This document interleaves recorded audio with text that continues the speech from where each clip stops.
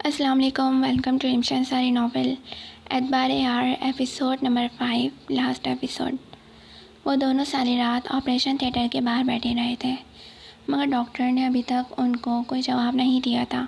शहाब ने सबिया बेगम को भी आगाह कर दिया था, लेकिन उन्होंने हॉस्पिटल आने की ज़हमत नहीं की थी। सुबह सादिक के वक्त डॉक्टर ने उन्हें वफ़ा की नई ज़िंदगी की खुशखबरी सुनाई थी, लेकिन इसके साथ ही उन्होंने शहाब के सर पर यह बम फोड़ दिया था कि वफ़ा अब सारी ज़िंदगी चल फिर नहीं सकेगी। ये खबर शहाब को बुरी तरह से झंझोड़ चुकी थी, लेकिन उसने सब्र रखा और वफ़ा को देखने अंदर रूम में चला गया। बहरोज़ में तो उसको सामना करने की हिम्मत नहीं थी। वो उसे तकलीफ़ में नहीं देख सकता था, इसलिए शहाब को उसका ख्याल रखने की ताकीद करके घर चला गया। बहरोज़ घर गया तो बानो बेगम ने उससे सख्त नाराज़गी का इज़हार किया, लेकिन उसे ज़रा बराबर भी फ़र्क नहीं पड़ा था। बानो बेगम ने उससे ज़िद भी की कि वो अपनी होने वाली सास से माफ़ी मांग ले और मंगनी कर ले, लेकिन वो नहीं माना था। इस वक्त उसे सिर्फ सुकून की ज़रूरत थी। ये सुकून या तो वो नींद से हासिल करता या फिर सिगरेट से। शहाब वफ़ा से मिलने वार्ड में गया तो देखा वो पट्टियों में जकड़ी नीम बेहोश थी। डॉक्टर ने हिदायत की थी कि वफ़ा से फ़िलहाल बात करना या उसका हिलना जुलना मुनासिब नहीं, इसलिए वो उसे एक नज़र देख रूम से वापस जाने के लिए पलट गया था। वो रूम से बाहर ही निकलने वाला था जब सफ़ेद यूनिफॉर्म में मलबूस नर्स तेज़ी से कमरे में दाखिल हुई और बेदहानी में शहाब से टकरा गई। देख के प्लीज़, शहाब जैसे लंबे चौड़े मर्द से टकरा के वो ज़मीन पर धड़ाम से गिरने ही वाली थी जब शहाब ने उसे अपने हिसार में लिया और उसे गिरने से बचा लिया। Thank you. वो नर्स जल्दी से शहाब से दूर हटी और नज़रों का जाविया बदलकर फ़ौरन रूम से बाहर निकल गई, जबकि काफ़ी देर तक शहाब उसकी मनमोहनी सूरत को सोचकर वहीं साग खड़ा रहा। वो चलने फिरने से बिल्कुल कासिर हो गई थी और फिर उसका ट्रीटमेंट भी चल रहा था, जिसके बायस डॉक्टर उसे डिस्चार्ज नहीं कर रहे थे। आजकल के दौर में कोई किसी का अपना नहीं। इसी तरह चंद रोज़ के लिए वफ़ा के बहन भाई भी उसके पास रुकने के लिए आए और फिर अपनी ज़िंदगी में मगन हो गए। वो दवाइयों के ज़ेर असर ज़्यादा अवकाश सोती रहती और दुनिया से बिल्कुल बेखबर हो गई थी। शहाब पहले पहल तो उससे रोज़ मिलने आता था, लेकिन आहिस्ता आहिस्ता उसकी वफ़ा पर से तवज्जो हटने लगी थी और अब वो भी हॉस्पिटल कम आता जाता। सबिया बेगम आजकल नोट कर रही थी कि शहाब में कुछ फ़र्क सा था। वफ़ा के हॉस्पिटल में होने के बावजूद वो रोज़ तैयार होकर कहीं निकल जाता था। उसके चेहरे पर आजकल ऐसी चमक थी जैसे छोटे बच्चे को उसका मनपसंद खिलौना मिल गया हो। काफ़ी दिनों तक गौर व फिक्र करने के बाद सबिया बेगम आज उससे पूछने की गर्ज से उसके कमरे में चली गईं। वो कमरे में दाखिल हुई तो शहाब वीडियो कॉल पर किसी से हंस हंस कर बातें कर रहा था। शहाब नीचे आओ, मुझे तुमसे बात करनी है। सबिया बेगम को देख शहाब ने फ़ौरन मोबाइल छुपा दिया था, जिसे देख सबिया बेगम ने उसे नीचे आने का हुक्म दिया और ख़ुद नीचे की तरफ लपक गई। चंद सानियों बाद शहाब नीचे आया तो सबिया बेगम उसकी मुंतज़िर थी। वो सवालिया नज़रों से उन्हें देखने लगा, जिसे समझकर सबिया बेगम उससे मुखातिब हुई। शहाब, आजकल तुम बदले बदले से हो, ये सारा चक्कर क्या है?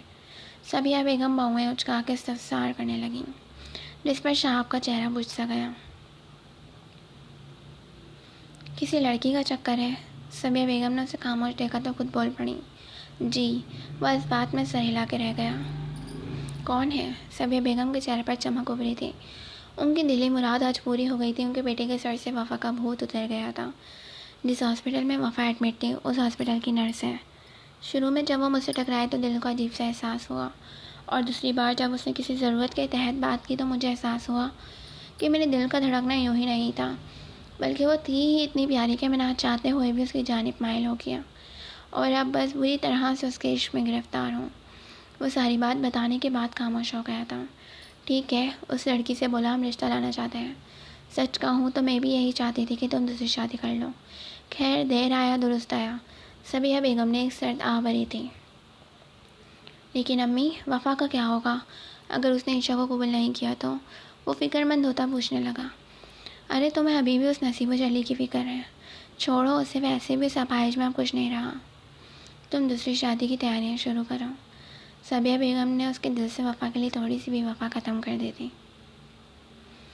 जब दो मोहब्बत करने वालों में से किसी एक का दिल मुनाफिक हो जाए तो बिछड़ना मुकद्दर बन जाता है। मुखलिस और मुनाफिक का साथ तो किस्मत को भी मंजूर नहीं होता। वफ़ा हॉस्पिटल में बेहाल पड़ी थी और उसका शौहर उससे मोहब्बत के दावे करने वाला ईशा नाम की नर्स को निकाह करके अपने घर ले आया था। बहरोज़ ने भी शुरुआत में वफ़ा के पास हॉस्पिटल में चक्कर लगाया था, लेकिन अपनी दीवानी कैफियत की वजह से उसने यहाँ आना छोड़ दिया था। वो नहीं चाहता था कि उसकी वजह से वफ़ा की ज़िंदगी में कोई मसला हो, लेकिन उसे नहीं पता था कि उसकी वफ़ा तन्हाई के कांटों पर लेटी दिन रात सुसकती रहती थी। वो बेड पर अपनी कम उम्र दुल्हन के सामने बैठा हुआ था। घूंघट में मुंह छुपाए बैठी ईशा को देख उसे एकदम ही वफ़ा का ख्याल आया। लेकिन वफ़ा नामी इंसान को भूलकर वो एक नई ज़िंदगी शुरू करने वाला था। उसने घूंघट उठाने के लिए हाथ आगे बढ़ाया तो ईशा की नरम आवाज़ पर हाथ हवा में ही मौलिक रह गए। हम अपनी नई ज़िंदगी शुरू करने वाले हैं, लेकिन इससे पहले मेरी एक शर्त है। वो घूंघट में मुंह छुपाए उससे मुखातिब हुई। वो उसकी बात सुन चौंक गया। कैसी शर्त? वो तजस्सुस से पूछने लगा। आपको वफ़ा को तलाक देनी पड़ेगी, वरना मैं इसी वक्त यहाँ से चली जाऊँगी। वो भी बड़ी तेज़ थी। उसने मौका देकर बात की थी। जानती थी शहाब उसे जाने नहीं देगा और उसे मजबूरन वफ़ा को तलाक देनी पड़ेगी। हॉस्पिटल में तन्हा पड़ी वफ़ा से ईशा की कोई दुश्मनी तो नहीं थी, लेकिन उसने देखा था वफ़ा उससे ज़्यादा खूबसूरत थी। वो तंदुरुस्त होकर शहाब को उसे छीन सकती थी। ऐसा नहीं हो सकता, मैं वफ़ा को ऐसी हालत में तलाक नहीं दे सकता। उसकी बात सुन शहाब बुरी तरह उछल पड़ा। ठीक है, फिर मैं जा रही हूँ। वो अपना लहंगा संभाल कर बेड पर से उतरने लगी जब शहाब ने हाथ पकड़कर उसे रोक लिया। जैसे तुम कहोगी वैसे ही होगा। शहाब ने उसके रूबरू खड़े होते कहा तो खुशी से फूले न संभालते वो फिर से अपनी जगह पर बैठ गई। वो अब धीरे धीरे ठीक होने लगी थी। उसे अब इर्द गिर्द का होश रहता था, लेकिन उसके पास सिवाय डॉक्टर्स और नर्स के कोई मौजूद ना होता। वो रोज़ शहाब के आने का इंतज़ार करती थी, मगर शहाब ने पलट कर उसे पूछा तक नहीं था। आज भी वो काफ़ी देर तक उसकी राह तकने के बाद डॉक्टर से मिन्नतें करने लगी कि उसके शौहर को उसके पास बुला लें। डॉक्टर्स काफ़ी रहमदिल थे और उनकी समातों तक ये बात भी पहुंच चुकी थी कि ईशा ने जिससे शादी की है वो इसी पेशेंट का हस्बैंड है। पहले तो वो वफ़ा को टालते रहे, लेकिन उसके बाद बहुत ज़िद करने के बाद उन्होंने उस नंबर पर कॉल मिला दी थी जो उसकी फ़ाइल में दर्ज थी। चूँकि वफ़ा को हॉस्पिटल बहरोज़ लाया था, तो इसी वक्त बहरोज़ का नंबर भी वफ़ा की मेडिकल रिपोर्ट्स के साथ रख दिया गया था। बहरोज़ को कॉल करके डॉक्टर ने उसे हॉस्पिटल आने का कहा, तो बहरोज़ भी सब काम छोड़कर हॉस्पिटल चला आया। चंद सानियों बाद वो हैरान परेशान सा डॉक्टर के सामने खड़ा था। मिस्टर बेरोज़, वफ़ा काफ़ी हद तक ठीक हो गई है, इसलिए हम उनको डिस्चार्ज कर रहे हैं। आपको यहाँ बुलाने का मकसद यही था कि आप वफ़ा को घर ले जाइए। डॉक्टर की बात सुन वो खुश तो हुआ, लेकिन हैरान भी। ये तो अच्छी बात है, लेकिन वफ़ा को घर तो उसके हस्बैंड शहाब लेके जाएंगे। आपने उनसे रब्ता नहीं किया? वो तजस्सुस से पूछने लगा, जबकि उसकी बात सुन डॉक्टर के चेहरे पर परेशानी नमूदार हुई। डॉक्टर सब ठीक है ना? वो डूबते दिल से पूछने लगा। मिस्टर बेरोज़, हमने उनके हस्बैंड से भी रब्ता करने की कोशिश की थी, लेकिन उन्होंने कहा कि वफ़ा से उनका कोई ताल्लुक़ नहीं और उन्होंने हमारे हॉस्पिटल की ही नर्स ईशा से शादी कर ली है। इसके अलावा हमारे पास मिस वफ़ा के किसी भी रिलेटिव का नंबर नहीं था, तो हमने आपसे कांटेक्ट किया। डॉक्टर उसे सारी तफसील से आगाह कर रहे थे, मगर वो बुद्ध बना बैठा हैरत से उनकी बात सुन रहा था। डॉक्टर, आपको गलत फहमी हुई है। शहाब ऐसा लड़का नहीं है। वो इस बात को मानने से तैयार ही नहीं था कि शहाब वफ़ा के साथ इतना भी गलत कर सकता है। मिस्टर बेरोज़, जो इन्फॉर्मेशन हमें मिली है हमने आपको बता दी, बाकी आप खुद तस्दीक कर सकते हैं। डॉक्टर ने उसे कैफियत समझते कहा तो वो सिरहत से उठा और बाहर की तरफ लपक गया। अगले पल वो हॉस्पिटल से बाहर निकलकर अपनी गाड़ी में बैठा और शहाब के घर के लिए निकल पड़ा। हवाओं से बातें करती ये सिया लैंड क्रूज़र झटके से शहाब के घर के सामने रुकी थी। बेरोज़ ने तेज के आलम में गाड़ी का दरवाज़ा खोला और तेज़ी से चलता हुआ शहाब के घर में घुस गया। शहाब के घर का दरवाज़ा हस्बे मामूल खुला हुआ था, क्योंकि सबिया बेगम अपनी पड़ोसन सहेली के घर गई हुई थी। वो घर के अंदर आया तो देखा शहाब और उसकी नई नवेली दुल्हन डाइनिंग टेबल पर बैठे नाश्ता कर रहे थे। बेरोज़ को देखते ही वो दोनों सटपटा के अपनी जगह से उठ खड़े हुए। ये क्या तमाशा है शहाब? वो इतनी ज़ोर से चिल्लाया था कि ईशा सहम कर शहाब के पीछे छुप गई। मेरी ज़िंदगी मेरी मर्ज़ी, मैं कुछ भी करूँ। तुम कौन होते हो मुझे कुछ कहने वाले? और यूँ बिना इजाज़त मेरे घर में कैसे आए? शहाब दांत पीसते उसकी तरफ देख मुखातिब हुआ, जिसकी आंखों में लहू उतरा हुआ था। माना कि तुम्हारी ज़िंदगी तुम्हारी मर्ज़ी, मगर इसमें वफ़ा का क्या कसूर? वो तो मोहब्बत करती थी तुमसे, और तुम उससे भी कितनी मोहब्बत करते थे, तो फिर ये अचानक बेवफाई कैसे? वो आप ताकि वो लहजे में पूछने लगा तो शहाब का कहका फ़िज़ा में बुलंद हुआ। हाँ, मैं करता था मोहब्बत, लेकिन था का मतलब तो तुम समझते हो ना। समझते हो ना, वो 8 साल में मुझे औलाद नहीं दे सकी और अब तो वो अपाहिज हो गई थी। मैं पूरी ज़िंदगी उसके साथ कैसे गुजारता। इसलिए मैंने दूसरी शादी कर ली और वफ़ा को तलाक दे चुका हूँ। बस 1 मिनट रुको। वो बेहिसी की हदें पार करता बहरोज़ को रुकने का बोल के सीढ़ियों से ऊपर की तरफ चला गया था। चंद सानियों बाद वो नीचे आया तो उसके हाथ में तलाक के कागजात थे, जिसे उसने बहरोज़ की तरफ उछाल दिए थे। जाओ, ये वफ़ा को दे देना और कहना कि मेरे घर और मेरी ज़िंदगी में उसकी जगह नहीं बची। वो ईशा के बराबर में खड़ा होकर हंस रहा था। वो वफ़ा की माजूरी पर नहीं, उसकी वफ़ा पर हंस रहा था। शहाब, तुमने वफ़ा के साथ बहुत गलत किया। इसका हिसाब तो मैं तुमसे लूँगा। बहरोज़ खानज़ादा नाम है मेरा। तुम्हारी ज़िंदगी से सुकून न छीन लिया तो कहना। लेकिन एक बात बताऊँ, मेरा बदला तो वक्ती होगा, लेकिन जब कुदरत इंसाफ लेने पर आएगी तो तुम कहीं के नहीं रहोगे। मकाफ़ात अमल की चक्की धीरे चलती है, मगर पीसती बहुत बारीक है। वो शहादत की उंगली दिखाकर उसे वार्निंग देता कागजात उठा के थके हुए बोझल वजूद को घसीटता उसे घर से निकल गया था। वो हॉस्पिटल जाके वफ़ा को अपने साथ ही अपने घर ले आया था। वफ़ा उससे शहाब के बारे में बार बार पूछ रही थी, लेकिन बहरोज़ की खामोशी देख उसके दिल को कतरे का इशारा मिल गया था। वो समझदार थी, सब समझ सकती थी कि शहाब उसके पास क्यों नहीं आता था, और डॉक्टर्स के बर्ताव से भी वो बहुत कुछ समझ गई थी, जिसके बाद उसे एक गहरी चुप लग गई थी। वो बिल्कुल पत्थर की हो गई थी। पहले तो उसकी टांगें बेजान हुई थी, लेकिन अब उसका दिल भी मुर्दा हो गया था। बहरोज़ की दोनों बहनें अपने घर जा चुकी थीं, सिर्फ बानो बेगम ही घर में तन्हा रहती थी। वफ़ा के आने के बाद उनकी तन्हाई ख़त्म हो गई थी। चूँकि वफ़ा इद्दत में थी, इसलिए बहरोज़ उससे फासला रखता। बानो बेगम हर मुमकिन कोशिश कर रही थी इस प्यारी सी लड़की को ज़िंदगी की तरफ लाने के लिए, जो मुस्कुराना तब भूल गई थी। वो घंटों घंटों एक ही पोजीशन में व्हीलचेयर पर बैठी एक ही जगह देखती रहती थी। बहरोज़ की फ़िक्र वफ़ा के लिए देख बानो बेगम को कहीं ना कहीं ये ज़रूर लगा था कि वफ़ा ही वही लड़की है जिससे बहरोज़ कॉलेज के ज़माने में मोहब्बत करता था। लेकिन उन्होंने वफ़ा की इद्दत ख़त्म होने तक इस बात को दबाना ही मुनासिब समझा था। वफ़ा उनके लिए बिल्कुल बेटियों जैसी हो गई थी, जिससे वो दिली उनसियत महसूस करती थी।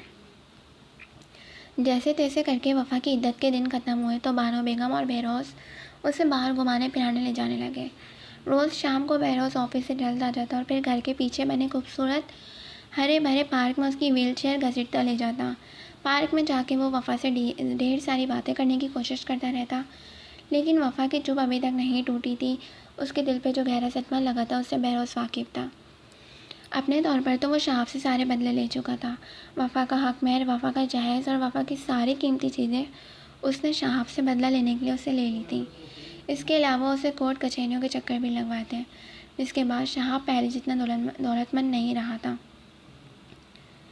शहाब जिस ऑफिस में जॉब करता था, बहरोज़ की वहाँ पर भी सलाम दुआ थी, इसलिए शहाब को जॉब से भी फारिग होना पड़ा था। आजकल शहाब हाथ पर हाथ रख के घर में बैठा हुआ था और उसकी दूसरी बीवी ने फिर से हॉस्पिटल जाना शुरू कर दिया था। ईशा की कमाई से ही पूरा घर चल रहा था, और फिर सबिया बेगम को भी टीबी हो गई थी, जिसके इलाज के लिए उनके पास पैसे नहीं थे। वो अक्सर वफ़ा की खिदमतें याद करके रो पड़ती थी, क्योंकि ईशा एक ज़बान दराज फूहड़ और बेहिस लड़की थी। वो सबिया बेगम का ख्याल रखना तो दूर, उनके आसपास भी नहीं भटकती थी, कहीं उसे भी ये खतरनाक मर्ज न लग जाए। मकाफात अमल की चक्की चलना शुरू हो गई थी और शहाब की ज़िंदगी जल्जलों की जद में आ गई थी। वो सर्दियों की एक खूबसूरत शाम थी। सूरज की हल्की सुनहरी शुआएं ठंडे मौसम में बहुत भली महसूस होती। बहरोज़ आज फिर उसकी व्हीलचेयर घसीटता पार्क में ले आया था और हल्की धूप में उसके साथ ही बेंच पर बैठ गया था। वो अब पहले से काफ़ी संभल गई थी। कोई बात करता तो जवाब देती, लेकिन आगे से बढ़कर बात करने वाली मिलनसार वफ़ा अब वफ़ा नहीं रही थी। ढलते सूरज की हल्की शुआएं उसके चेहरे पर पड़ रही थी, जिसकी वजह से उसका चेहरा गुलाबी हो गया था। उसने स्वेटर पहन रखा था और गले में मोटा सा मफलर भी लिपटा हुआ था। बानो बेगम बाकायदगी से उसके बालों की चोटी बांधती थी। आज भी उसके लंबे मगर बीमारी की वजह से हल्के हुए बालों की चोटी उसके कंधे पर पड़ी झूल रही थी। बहरोज़ काफ़ी देर तक यूं ही बैठा उस हुस्न की मूरत को देखता रहा और फिर गला खंकार कर उसकी जानिब मुतवज्जा हुआ। वफ़ा, एक बात पूछूं? उसने अभी चमकती आंखों से वफ़ा की जानिब देखा तो वफ़ा ने इस बात में सर हिला दिया। वो आज भी बहुत खूबसूरत शख्सियत का मालिक था। मामूल के मुताबिक वो पैंट कोट पहना हुआ था, क्योंकि थोड़ी देर कबल ही ऑफिस से आया था। अगर मैं तुमसे कहूँ कि माजी को भूल कर नई ज़िंदगी की शुरुआत करो, किसी ऐसे शख्स के साथ जो तुम्हारे सारे दुखों का अदाला कर दे, तो क्या तुम ऐसा करोगी? वो संभाल करके उसके चेहरे के तासुरात खोजने लगा, मगर उसके चेहरे पर कोई तासुर नहीं था। तुम्हारा मतलब है दूसरी शादी करके? वो उसकी जानिब देखती गोया हुई, जिस पर बेरोज़ ने सर को हिला दिया। मैं तुम पर बोझ बन गई हूँ तो यहाँ से चली जाती हूँ। एकदम ही उसका लहजा भीग गया था। वो हाथों की मदद से व्हील चेयर चलाते आगे बढ़ने लगी, जब बेरोज़ ने उसकी व्हील चेयर को अपने मजबूत हाथों से थाम लिया। पागल लड़की, अगर तुम मुझ पर बोझ बनी होती या मैं तुमसे बेजार हुआ होता तो तुम्हें खुद से शादी की पेशकश थोड़ी करता, तुम्हें हमेशा के लिए अपने पास रखने की ख्वाहिश थोड़ी करता। और मेरी मोहब्बत पर बिल्कुल शक न करना वफ़ा। 8-9 साल हो गए हैं, लेकिन मेरी ज़िंदगी में क्या, मेरे दिल में तुम्हारे अलावा कोई लड़की नहीं आई। वो उसके कदमों में घुटनों के बल बैठ उसके दोनों हाथ अपने हाथों में लिए नम आंखों से इज़हार करने लगा। नहीं बेरोज़, मैं तुमसे शादी नहीं कर सकती। मैं तो अब इस काबिल भी नहीं कि मैं तो अब किसी काबिल नहीं, जबकि तुम तो एक बहुत अच्छी लड़की डिज़र्व करते हो। उसने झटके से अपने हाथ बेरोज़ के हाथ से छुड़ाए थे। सबसे पहली बात वफ़ा मैडम, तुम में किसी चीज़ की कमी नहीं है। खूबसूरत हो, पढ़ी लिखी हो, समझदार हो और सबसे बढ़कर खूबसूरत हो। इसके अलावा जिस बीमारी को तुम अपनी ज़िंदगी भर की कमी समझकर खुद को एहसास महरूमी का शिकार कर रही हो, वो वक्ती है। डॉक्टर ने कहा है कि तुम तवज्जो और इलाज के बाद फिर से अपने पैरों पर खड़े होकर चल सकती हो। और मैं वादा करता हूँ वफ़ा, तुम्हें अपने बराबर में खड़ा करके ही दम लूँगा। उसके लहजे में न जाने कैसा जुनून था कि वफ़ा आगे से कुछ बोल नहीं सकी। पता है वफ़ा, जब से तुम मेरे घर आई हो, मेरे घर की खामोश दीवारें भी खिलखिलाने लगीं। तुम्हारी वजह से मेरी माँ का चेहरा हर लम्हे खिलखिलाता रहता है। वो तुमको अपनी बेटियों से बढ़कर मानती हैं। जानती हो, कल जब अम्मी ने मुझसे पूछा कि जिससे मैं मोहब्बत करता था वो लड़की कौन थी, तो मैं उनके सवाल का जवाब देने के बजाय खामोश हो गया था। और फिर उनके अगले सवाल ने मुझे चौंका दिया, जब उन्होंने कहा कि वफ़ा ही वो लड़की है जिससे मैं मोहब्बत करता था और आज भी करता हूँ। वो मेरी माँ है ना, अपने बेटे के दिल की बात पहचान सकती है। लेकिन मैंने उनको कहा कि वो तुमसे हमारी शादी की बात करें, तो उन्होंने साफ मना कर दिया कि वो बेटे की माँ नहीं बल्कि वफ़ा की माँ बनना चाहती हैं। वो उस पर अपनी मर्ज़ी मुसलत नहीं करना चाहती। उनके लिए सबसे बढ़कर तुम्हारी ख्वाहिश है, भले तुम उनके इस बेटे को रिजेक्ट करते हो जो तुम्हें दीवानों की तरह चाहता है। बहरोज़ का लहजा संजीदा था, जबकि आंखें भी दिल का हाल बयान कर रही थीं। अगर तुम ये सोचती हो कि शहाब की बेवफाई का बदला तुम खुद को तन्हा रख के उजाड़ कर लोगी, तो तुम गलत हो वफ़ा। छोड़ जाने वालों के लिए खुद को बर्बाद मत करो कि उसे लगे कि उसने तुम्हें बिल्कुल ठीक छोड़ा, बल्कि छोड़ जाने वालों के बाद खुद को इतना काबिल और कामयाब बनाओ कि छोड़ जाने वाले तुम्हें खोने पर पछताएं।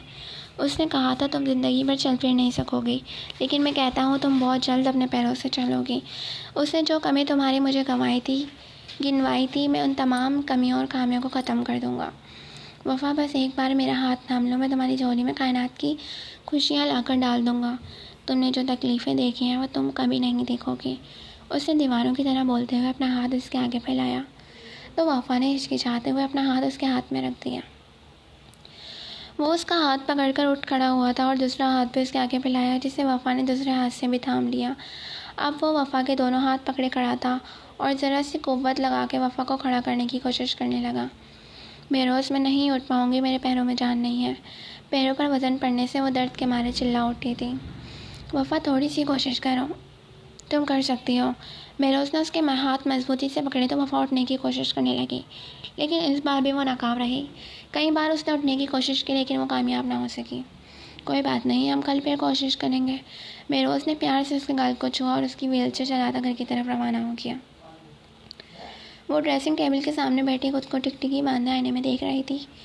आज उस पर जो रूप आया था वो तो शहाब की दुल्हन बनते वक्त भी नहीं आया था। थोड़ी देर पहले ही ब्यूटिशियन उसका मेकअप करके गई थी और अब बानो बेगम ने उसके सर पर बेरोज़ की दुल्हन का सुर्ख दुपट्टा उड़ा दिया था। उसने निकाह के लिए सुर्ख रंग पहनने से इनकार कर दिया था, जिसकी वजह से बानो बेगम उसके लिए गोल्डन कलर की फ़्रॉक लाई थी, जिस पर हल्का हल्का सुर्ख नगों का काम था। उसे व्हील चेयर से उठा के बेड पर बिठा दिया गया था, जिसके बाद मौलवी साहब निकाह पढ़ाने के लिए उसके कमरे में आ गए थे। बेरोज़ की दोनों बहनें भी अपने घरों से आ गई थीं और अपने भाई की खुशी में खुश थीं। सब मेहमानों की दुआओं के साथ उन दोनों का निकाह हो गया था। सुबह सवेरे उठते ही वो फ्रेश हुआ और फिर किचन में चला गया। किचन में जाने के बाद उसने जल्दी जल्दी नाश्ता बनाकर ट्रे में सजाया और वापस कमरे में आ गया। वफ़ा दवाइयों के ज़ेर असर अभी तक सो रही थी। उसने नाश्ते की ट्रे मेज़ पर रखी और वफ़ा को उठाने के लिए उसके पास आ बैठा। मेरी क्यूट बिल्ली, बस उठ जाओ, जल्दी से नाश्ता करो, फिर मेडिसिन भी खानी है। वो उसके दोनों गाल खींचकर बोला तो वो कसमसा के उठ बैठी। उसको उठता देख वो वॉशरूम से टब लाया और कमरे में ही उसका मुँह हाथ धुलाने लगा। वफ़ा ने हाथ मुँह धो लिए तो वो पानी फेंक कर टब वापस वॉशरूम में रखकर बाहर आ गया और उसके पास बैठकर उसे अपने हाथ से नाश्ता कराने लगा। 2 महीने हो गए थे उनकी शादी को और ये बहरोज़ की रूटीन थी। वो ऐसे ही वफ़ा का ख्याल रखता। बहरोज़ की बहन महविश की तबीयत ठीक नहीं थी, इसलिए बानो बेगम पिछले हफ्ते से उसके घर गई हुई थी। बानो बेगम भी घर पर नहीं थी, इसलिए घर का सारा निज़ाम उसने संभालना था। तभी वो ऑफिस बहुत कम जाता। नाश्ता करने के बाद उसने वफ़ा के बाल बांधकर उसे व्हीलचेयर पर बिठाता उसे कमरे से बाहर ले आया। बाहर आने के बाद उसने वफ़ा को सोफ़े पर बिठाया और उसके पैरों पर तेल की मालिश करने लगा। रोज़ाना की बुनियाद पर मुसलसल मालिश करने की वजह से वफ़ा के पैरों में जान पड़ने लगी थी। उसके पैरों की मालिश करके बहरोज़ ने उसे मेडिसिन खिलाई और फिर उसे धीरे धीरे व्हीलचेयर से उठाता कंधों से थाम कर उसे चलाने की कोशिश करने लगा। उसका सारा वज़न बहरोज़ के हाथों पर होता था, मगर फिर भी वो चलने की कोशिश करती थी और आज वो खुद से 2 कदम चल सकी थी, जिसे देख खुशी के मारे उसकी आंखें भीग गई थीं और उसने वफ़ा को गले से लगा लिया था। 2 साल बाद आज वो अपने पैरों से चलकर बहरोज़ के साथ हॉस्पिटल गई थी। मुसलसल मेहनत, कोशिश और इलाज की वजह से उसने अपनी कमी को जड़ से उखाड़ फेंका था। वो अब माजूर नहीं थी, उसने बहरोज़ का बाजू जकड़ा हुआ था और दोनों एतमाद से चलते हुए हॉस्पिटल में दाखिल होने ही लगे थे जब रिक्शे में से शहाब और सबिया बेगम उतरते दिखाई दिए। शहाब की हालत बिल्कुल गैर थी, बड़ी हुई शेप और वीरान आँखें, जबकि सबिया बेगम तो इतनी सूख गई थी कि उनको पहचानना मुश्किल हो रहा था। ये मंजर देख वफ़ा का दिल बुरी तरह से दहल गया था। बहरोज़ और वफ़ा अफसोस से आंखें फैलाए खड़े उन दोनों को देख रहे थे जब शहाब की नज़र वफ़ा पर पड़ी। वफ़ा ने बहरोज़ का हाथ पकड़कर नज़रों को ज़ाविया बदल लिया था, जिसे देख शहाब के दिल में टीस उठने लगी। वफ़ा, तुम बेटा कैसी हो? सबिया बेगम की नज़र वफ़ा पर पड़ी तो फ़ौरन उसकी तरफ आई और मोहब्बत से हाल पूछने लगी। मैं बिल्कुल ठीक, लेकिन आपको क्या हुआ? वो अब दुख से उनकी तरफ देखने लगी। तुम्हारी हाय लग गई है बेटा, हमें माफ़ कर दो। हमसे बहुत बड़ा गुनाह हो गया था। मैं तुम्हें बेऔलादी के ताने देती थी, जब भी खुदा ने मेरे बेटे को दूसरी बीवी से भी औलाद नहीं दी। उसकी दूसरी बीवी भी उसे छोड़कर और शहाब की जमा पूंजी भी ले गई। हम किसी काबिल नहीं रहे, बिल्कुल बर्बाद होकर रह गए। सबिया बेगम रोते हुए उसके आगे हाथ जोड़कर माफ़ी मांग रही थी, जबकि उसके लबों पर एक हल्की मुस्कान थी, कुदरत का इंसाफ देखकर एक पुरसुकून मुस्कुराहट। उसने तासुफ से एक नज़र शहाब को देखा जो सर झुकाए खड़ा था। अगले पल उसने नज़रें फेर ली थीं। मैंने आपको माफ़ किया, लेकिन मैं अपने रब की शुक्रगुज़ार हूँ जिसने बेकदरी लोगों से निकाल कर मुझे कदरदान से मिलाया। उसकी बात सुन साबिया बेगम का सर झुक गया था। साहब, बलहज बाबा को हमने उनकी पसंद के सारे खिलौने दिला दिए। थोड़े फासले से आती आवाज़ सुनकर शहाब और सबिया बेगम ने सर उठा के देखा तो एक दरमियाना उम्र आदमी गोद में एक साला गोल मटोल बच्चे को उठाए ला रहा था। बच्चे के हाथ में खिलौने थे, जिसे देख वो खुश हो रहा था। मेरा शहज़ादा। वफ़ा ने ड्राइवर की गोद से बलाज को लिया और उसे सीने से लगाए अपने दिल को सुकून देने लगी, जबकि सबिया बेगम और शहाब को हैरत का ज़बरदस्त झटका लगा था। ये मेरा और वफ़ा का बेटा है बलाज, और ये हमारी सगी औलाद है। ये मत समझिएगा कि हमने इसे अडॉप्ट किया है। वो 2 जुमलों में शहाब को बहुत कुछ बावर करा गया था, जिसे सुनकर शहाब की गर्दन शर्मिंदगी से झुक गई थी। चलो वफ़ा। बहरोज़ ने वफ़ा की गोद से बलाज को लिया और उसका हाथ पकड़कर हॉस्पिटल के अंदर चला गया, जबकि शहाब और सबिया बेगम एक दूसरे को देखकर खून के आंसू रोते रहे। वफ़ा ने जितनी तकलीफ़ें उठाई थीं उसे उससे भी कई गुना ज़्यादा खुशियाँ मिल गई थीं। बहरोज़ ने अपना किया वादा पूरा किया था, उसने वफ़ा की सारी खामियों को मिटा दिया था। वफ़ा सेहतमंद हो गई थी और 1 साल बाद ही अल्लाह ताला ने उन दोनों को चाँद सा बेटा भी अता कर दिया था। सब्र करने वालों को सब्र कभी खाली नहीं जाता, उन्हें सब्र का फल लाज़मी मिलता है। बहरोज़ और बलाज की सूरत में वफ़ा को भी सब्र का फल मिल गया था, जबकि सबिया बेगम और शहाब को उनके किए की सज़ा। ये मुआशरा अगर समझ जाए कि औलाद ना होने में औरत का कोई कसूर नहीं होता, तो कितनी ही ज़िंदगियाँ बर्बाद होने से और कितने ही दिल मायूस होने से बच जाए। बेटी जब पैदा होती है तो कहा जाता है उसका नसीब अच्छा हो, लेकिन आपने कभी सोचा है कि उसका नसीब ख़राब करने वाला कौन होता है? क्या अल्लाह ताला आसमान से ऐसी मखलूक भेजता है जो उसका नसीब ख़राब करती है, उसका जीना दुश्वार करती है? नहीं ना, लड़की की ज़िंदगी दुश्वार करने में एक मर्द का हाथ होता है, और माँ बाप बेटी के नसीब की दुआ करने के बजाय अगर बेटी की तरबियत पर तवज्जो दें तो किसी भी लड़की का नसीब ख़राब ना हो। खुदारा अपने बेटियों को इतनी सपोर्ट ज़रूर दें कि वे 2 वक्त की रोटी के लिए किसी हैवान की हैवानियत का शिकार ना हों। वफ़ा शहाब के साथ रहकर उसकी माँ का बुरा सलूक बर्दाश्त कर रही थी, लेकिन जब उसे बहरोज़ जैसा हमसफ़र मिला तो उसकी ज़िंदगी में बहार आ गई। नुक्स तकदीर में नहीं होता बल्कि खुद हम इंसानों में होता है, जो कभी सास तो कभी बहू बनकर, कभी नन तो कभी भाभी बनकर, कभी ससुर या देवर बनकर, कभी शौहर या बीवी बनकर सामने वाले की ज़िंदगी को अजीरन कर देते हैं। खुद को वक्त से पहले संभाल लें, वरना जब कुदरत की पकड़ सख्त होती है तो इंसान कहीं का नहीं रहता। ख़त्म शुदा। सो गाइस, उम्मीद करते हैं कि आपको ये नावल पसंद आया होगा। इस नावल की तमाम किस्तें आपको हमारे चैनल की प्लेलिस्ट में मिल जाएंगी। अगर आपको ये नावल पसंद आया है और आप इसी तरह के और नावल पढ़ना चाहते हैं तो हमारे चैनल को सब्सक्राइब कर दें और वीडियो को लाइक कमेंट करना बिल्कुल भी मत भूलें।